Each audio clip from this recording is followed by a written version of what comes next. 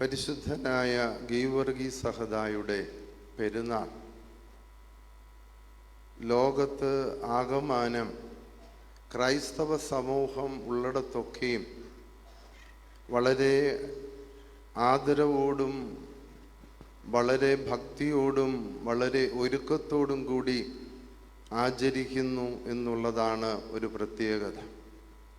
അതിന് പൗരസ്ത്യ സഭകളെന്നോ പാശ്ചാത്യ സഭകളെന്നോ വ്യത്യാസമില്ല.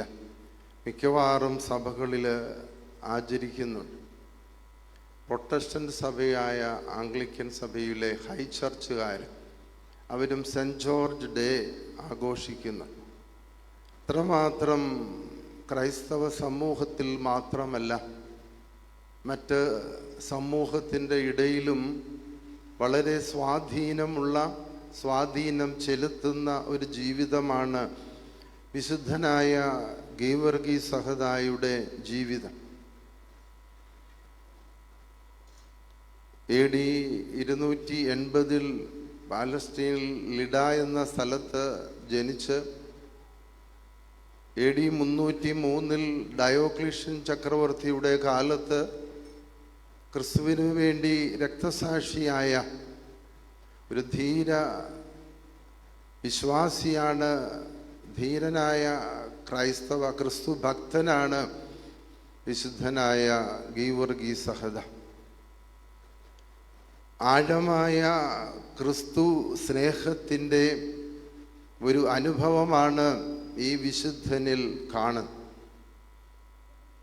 17-ാമത്തെ വയസ്സിൽ പിതാവിൻ്റെ നിര്യാണത്തിന് ശേഷം മിലിട്ടറി ഉദ്യോഗസ്ഥനായി പ്രവേശിക്കുന്ന ഗീവർഗീസ് ക്രൈസ്തവരെ ചക്രവർത്തി പീഡിപ്പിക്കുന്നത് കണ്ടിട്ട് പട്ടാള ഉദ്യോഗം വേണ്ട എന്ന് വയ്ക്കുകയാണ്. ഡയോക്ലീഷ്യൻ ചക്രവർത്തി പല രീതിയിൽ അദ്ദേഹത്തെ ഈ ജോലി തുടരുവാനായിട്ട് പ്രേരിപ്പിക്കുന്നുണ്ട്. പല സ്ഥാനമാനങ്ങളും അദ്ദേഹം വാഗ്ദാനം ചെയ്യുന്നു. ഡയോക്ലീഷ്യൻ്റെ വിശ്വസ്തനായ ഒരു ഭടനായിട്ടാണ് അദ്ദേഹത്തെ കാണുന്നത്. മിലിട്ടറി ഉദ്യോഗസ്ഥരുടെ ഇടയിൽ നല്ല ഒരു സ്ഥാനം തന്നെ ഇദ്ദേഹത്തിനുണ്ടായിരുന്നു എന്നുള്ളതാണ്. ഒരു ക്രിസ്ത്യാനിയായി ജീവിക്കുന്നത് മുഖാന്തരം അദ്ദേഹത്തെ അതിൽ നിന്ന് പിന്തിരിപ്പിക്കുവാൻ തക്കവണ്ണം ചക്രവർത്തി ശ്രമിക്കുന്നു. ഉദ്യോഗസ്ഥനായ ദിദിയാനോസിനെ അതിനുവേണ്ടി പ്രേരിപ്പിക്കുവാൻ തക്കവണ്ണം ഗീവർഗീസിൻ്റെ മേൽ അധികാരപ്പെടുത്തുന്നു. ആ സമയത്തൊക്കെയും ചെറിയ ചെറിയ പീഡകൾ നൽകി അദ്ദേഹത്തെ പിന്തിരിപ്പിക്കുവാൻ ശ്രമിക്കുന്നു. എങ്കിലും അദ്ദേഹം അതിന് വഴിപ്പെടുന്നില്ല എന്നുള്ളതാണ്. ക്രിസ്തു ഭക്തിയിൽ നിലനിൽക്കുന്ന ഒരനുഭവം. അപ്പോളോ ക്ഷേത്രത്തിൽ പോയി ജനങ്ങളുടെ മുമ്പാകെ ആരാധിക്കുന്നുവെന്ന് കാണിച്ചാൽ മാത്രം മതി എന്ന് പറയുമ്പോഴും അതിന് വഴിപ്പെടാതെ ധീരനായി നിൽക്കുന്ന ഒരു ഗീവർഗീസിനെയാണ് കാണുന്നത്. ക്രിസ്തുവിന് വേണ്ടി പല രീതിയിലുള്ളതായ പീഡകൾ സഹിക്കുന്നു. അതൊന്നും അദ്ദേഹത്തെ ക്രിസ്തു സ്നേഹത്തിൽ നിന്നോ ക്രിസ്തു വിശ്വാസത്തിൽ നിന്നോ പിന്തിരിപ്പിക്കുന്നില്ല എന്നുള്ളതാണ്. അവിടെയൊക്കെയും പരിശുദ്ധനായ പൗലോസ്ലീഹ പറഞ്ഞതായ വചനം രാവിലെ വായിച്ച ലേഖനം, റോമാലേഖനം 8-ാം അധ്യായം 35-ാമത്തെ വാക്യത്തിൽ പറയുന്നു, ക്രിസ്തു സ്നേഹത്തിൽ നമ്മെ വേർപെടുത്തുന്നത് എന്ത്? കഷ്ടതയോ നഗ്നതയോ ആപത്തോ വാളോ? ഇതൊന്നും ക്രിസ്തു സ്നേഹത്തിൽ നിന്നും എന്നെ വേർപെടുത്തുവാൻ കഴിയുകയില്ല എന്ന് പറയുന്ന പരിശുദ്ധനായ പൗലോസ്ലീഹായുടെ മനോഭാവത്തോടെ നിലകൊള്ളുന്ന ഒരു വിശുദ്ധനെയാണ് ഗീവർഗീസ് സഹദായിൽ കാണും. ഫിലിപ്പിയ ലേഖനത്തിൽ പരിശുദ്ധനായ പൗലോസ്ലീഹ വീണ്ടും ഓർമ്മിപ്പിക്കുന്നു. 1-ാം അധ്യായം അതിൻ്റെ 2-ാം വാക്യത്തിൽ പറയുന്നു, ക്രിസ്തുവിൽ വിശ്വസിപ്പാൻ മാത്രമല്ല അവനു വേണ്ടി കഷ്ടത സഹിപ്പാനും നിങ്ങൾക്ക് വരം ലഭിച്ചിരിക്കുന്നു. കഷ്ടത ഒരു വരമായി അവിടെ അവതരിപ്പിക്കുകയാണ് പൗലോസ് ശ്ലീഹ. അത് ക്രിസ്തുവിനു വേണ്ടി ക്രിസ്ത്യാനിയായി ജീവിക്കുന്നത് വഴിയായി ഉണ്ടാകുന്ന കഷ്ടതകളെക്കുറിച്ചാണ് അവിടെ ഓർമ്മപ്പെടുത്തുന്നത്. നമുക്കൊക്കെ അനുകൂലമായ ഒരു സാഹചര്യമാണ് ക്രിസ്തു വിശ്വാസത്തിൽ നിലനിൽക്കുന്നതിന് ഇപ്പോൾ ലഭിക്കുന്നത്. എന്നാൽ ഇതിന് വിപരീതമായ ഒരു സാഹചര്യം വരികയാണെങ്കിൽ നമ്മുടെ ക്രിസ്തു ഭക്തിയും ക്രിസ്തു സ്നേഹവും ഒക്കെ എവിടെ ആയിരിക്കുമെന്ന് ചിന്തിക്കേണ്ട കാലമാണ്, ചിന്തിക്കേണ്ട സമയമാണ്. അനുകൂലമായ സാഹചര്യത്തിൽ മാത്രമല്ല, പ്രതികൂലമായ സാഹചര്യം ക്രിസ്ത്യാനിയാകുന്നതിൽ ഉണ്ടായാൽ അവിടെയും അതിനെയൊക്കെ സഹിക്കുവാനുള്ള മനസ്സും ധൈര്യവും ക്രിസ്തു ഭക്തിയുമാണ് ഒരു യഥാർത്ഥ വിശ്വാസിക്ക് ഉണ്ടാകേണ്ടത്. ഇന്നും ലോകത്തിൻ്റെ പല വിഭാഗങ്ങളിലും ക്രിസ്തുവിന് വേണ്ടി കഷ്ടതകൾ സഹിക്കുകയും ക്രിസ്തുവിന് വേണ്ടി ബലിയാകുന്ന ആളുകളുമുണ്ട്. നമുക്കും അക്കാലം അന്യമാകുന്നു എന്ന് തോന്നുന്നില്ല. പല രീതിയിലുള്ളതായ പ്രതികൂലതകൾ വരുവാനുള്ള സാധ്യതയുണ്ട്. അതുപോലെ തന്നെ ഈ ലോക ജീവിതത്തിലായിരിക്കുമ്പോഴും നമുക്ക് പല രീതിയിലുള്ളതായ പ്രതികൂലതകൾ, പ്രതിസന്ധികൾ, കഷ്ടതകൾ, നഷ്ടങ്ങളും ഒക്കെ ജീവിതത്തിൽ കടന്നു വരുവാനായിട്ട് സാധ്യതയുണ്ട്.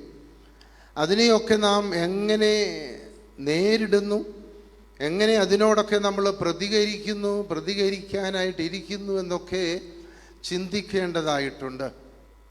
കർത്താവിൻ്റെ കഷ്ടാനുഭവത്തിൽ നമ്മൾ കണ്ടതാണ്, കർത്താവിൻ്റെ ജീവിതത്തിൽ ലോകരക്ഷയ്ക്കു വേണ്ടി കഷ്ടതകൾ സഹിക്കാനായിട്ട് സന്നദ്ധനായി പിതാവിൻ്റെ മുമ്പിൽ നിൽക്കുന്ന ഒരു കർത്താവ്. വിശുദ്ധ യോഹന്നാൻ്റെ സുവിശേഷം 16-ാം അധ്യായത്തിൻ്റെ അവസാന വാക്യത്തിൽ 34-ാമത്തെ വാക്യത്തിൽ അവിടെ പറയുന്നു, കർത്താവ് ഭയപ്പെടേണ്ട, ഞാൻ ലോകത്തെ ജയിച്ചിരിക്കുന്നു, നിങ്ങൾക്കും ലോകത്തിൽ കഷ്ടം ഉണ്ട്. കഷ്ടമില്ല എന്നല്ല കർത്താവ് പറയും, നിങ്ങൾക്കും ലോകത്തിൽ കഷ്ടമുണ്ട് എന്ന് ഓർമ്മിപ്പിക്കുകയാണ്. ഈ പരിശുദ്ധൻ്റെ മധ്യസ്ഥതയിൽ അഭയം പ്രാപിക്കുമ്പോഴും നമുക്കുണ്ടാകേണ്ട മനോഭാവം ജീവിതത്തിൽ ഉണ്ടാകുന്ന കഷ്ടങ്ങളും നഷ്ടങ്ങളും ഒക്കെ സഹിപ്പാനായിട്ടുള്ള കൃപയ്ക്കു വേണ്ടി ദൈവസന്നിധിയിൽ പ്രാർത്ഥിക്കുക. ജീവിതത്തിലെ പ്രതിസന്ധിയിൽ നിന്ന് ഓടി ഒളിക്കുവാനല്ല, അതിനെ വിജയകരമായി നേരിടുവാനാണ് നമുക്ക് സാധ്യമാകേണ്ടത്. ഇന്നത്തെ യുവതലമുറ, വളർന്നു വരുന്ന തലമുറ ഒക്കെ പലപ്പോഴും ഈ പ്രതിസന്ധികളെ ഒന്നും തരണം ചെയ്യുവാനായിട്ടുള്ള ഒരു താല്പര്യത്തോടോ അതിനുള്ള ഒരു മനസ്സൊരുക്കത്തോടെ അല്ല വളർന്നു വരുന്നത് എന്നുള്ളതാണ് ഒരു ദുഃഖസത്യം. അതുകൊണ്ട് ജീവിതത്തിൽ ചെറുതും വലുതുമായ പ്രശ്നങ്ങൾ ഉണ്ടാകുമ്പോൾ അതിനെ നേരിടുവാൻ കഴിയാതെ നിരാശരായി ജീവിതം ഹോമിക്കുന്നത് ഓരോ ദിനവും നമ്മൾ കാണുകയാണ്. ജീവിതത്തിൽ പ്രതിസന്ധികൾ ഉണ്ടാകും, ജീവിതത്തിൽ കഷ്ടങ്ങളുണ്ടാകും, ദുഃഖത്തിൻ്റെ അനുഭവമുണ്ടാകും. എപ്പോഴും അത് തന്നെ ആകണമെന്നില്ല, സന്തോഷത്തിൻ്റെ അനുഭവമുണ്ടാകും. ഇത് സമ്മിശ്രമാണ്. ദുഃഖ, സുഖ, സന്തോഷ അനുഭവങ്ങളൊക്കെ മനുഷ്യ ജീവിതത്തിൽ അത് സ്വാഭാവികമാണ്. അതുകൊണ്ട് അതൊക്കെ ഉണ്ടാകുമ്പോൾ ദൈവത്തോട് ചേർന്ന് നിൽക്കുവാനാണ് നമുക്ക് സാധ്യമാകേണ്ടത്. രണ്ടാമതായിട്ട് സോഷ്യൽ കമ്മിറ്റ്മെൻറ്റ്, സാമൂഹിക പ്രതിബദ്ധതയുള്ള ഒരു ജീവിതമാണ് വിശുദ്ധനായ ഗീവർഗീസ് സഹദായി. ഒന്നാമതായിട്ട് നമ്മൾ കണ്ടു ക്രിസ്തു സ്നേഹത്തിൽ അടിയുറച്ചതായ ഒരു ജീവിതം. അത് മുഖാന്തരം ക്രൈസ്തവ സമൂഹത്തെ പീഡിപ്പിക്കുന്നതിൽ നിന്ന് അവരെ സഹായിക്കുവാൻ തക്കവണ്ണമുള്ള മനോഭാവത്തോടെ നിലകൊള്ളുന്ന ഒരു ഭക്തൻ. ദൈവത്തോടുള്ള ഭക്തിയുള്ള ഒരു മനുഷ്യന് മാത്രമേ സാമൂഹിക പ്രതിബദ്ധതയോടെ ജീവിക്കാനായിട്ട് സാധിക്കത്തു. സമൂഹത്തിലുണ്ടായ ഒരു പ്രശ്നം നമുക്കറിയാം.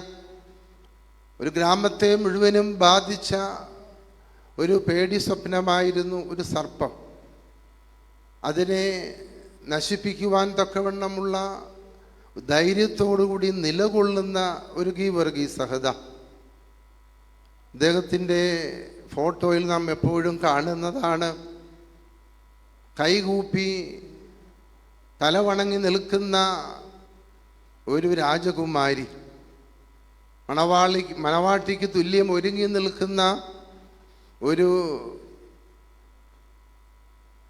രാജാവിൻ്റെ മകൾ, പ്രഭുമകൾ.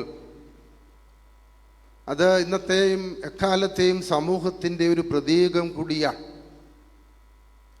പല രീതിയിലുള്ള തിന്മകൾക്ക് വശംവദയാകുന്ന അല്ലെങ്കിൽ പീഡകൾ ഏൽക്കേണ്ടി വരുന്ന സ്ത്രീജനങ്ങളും ഇന്നത്തെ ഒരു സമൂഹത്തിൻ്റെ ഒരു പ്രശ്നം തന്നെയാണ്. സ്ത്രീകൾ മാത്രമല്ല, സ്ത്രീകളുടെ പീഡക മുഖാന്തരം ജീവിക്കാൻ സാധിക്കാത്ത പുരുഷന്മാരുമുണ്ട് എന്നുള്ളൊരു സത്യമാണ്. എങ്കിലും സമൂഹത്തിൻ്റെ പ്രശ്നം മനസ്സിലാക്കി അതിനെ പരിഹരിക്കാനായിട്ട് ശ്രമിക്കുന്ന ഒരു ഗീവർഗീസ്. പലരും അദ്ദേഹത്തെ അതിൽ നിന്ന് പിന്തിരിപ്പിക്കുവാൻ ശ്രമിക്കുന്നുണ്ട്.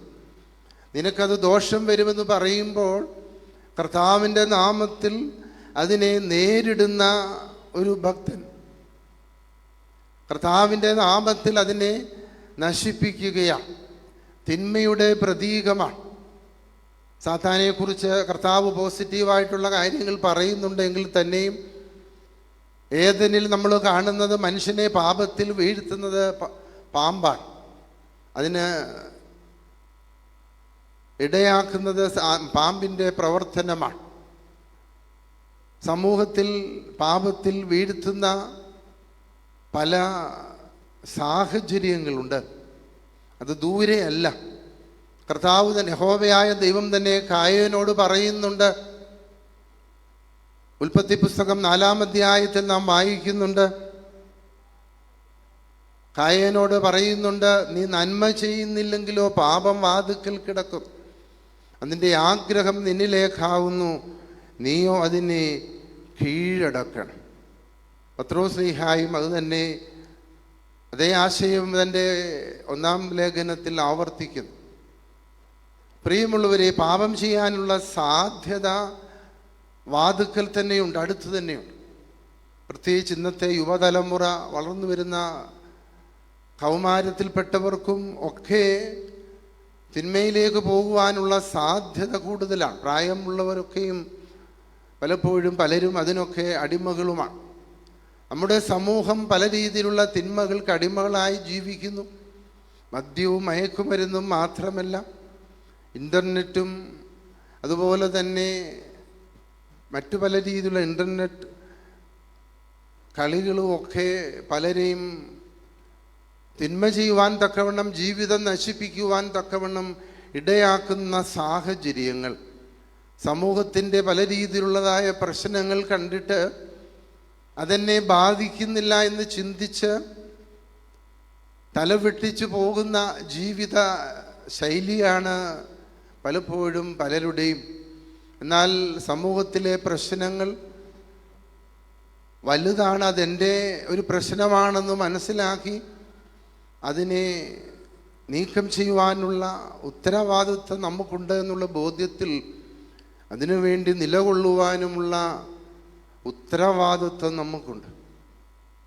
ഇതൊക്കെയും സാധ്യമാകണമെങ്കിൽ ദൈവത്തിലുള്ള ആശ്രയം, ദൈവത്തിലുള്ള താല്പര്യം, ദൈവിക കാര്യങ്ങളിലുള്ള താല്പര്യം നമുക്കുണ്ടാകും. നാം മനസ്സിലാക്കേണ്ട ഒരു സാധ്യത, ഒരു കാര്യം, വിശുദ്ധനായ ഗീവർഗീസ് സഹദ ഒരു സന്യാസിയോ ഒരു പൗരോഹിത്യ ഗണത്തിൽപ്പെട്ട ആളോ ഒന്നും അല്ല എന്നുള്ളതാണ്. ഒരു സാധാരണക്കാരനായ മനുഷ്യൻ. അദ്ദേഹം രക്തസാക്ഷിയാവുമ്പോൾ 23 വയസ്സെന്നൊക്കെയാണ് ചരിത്രം പറയുന്നത്. എന്താണെങ്കിലും 30 വയസ്സിന് താഴെ പ്രായമുള്ള ഒരു യുവാവ് ക്രിസ്തുവിലുള്ള വിശ്വാസത്തിൽ നിലകൊള്ളുകയാണ്.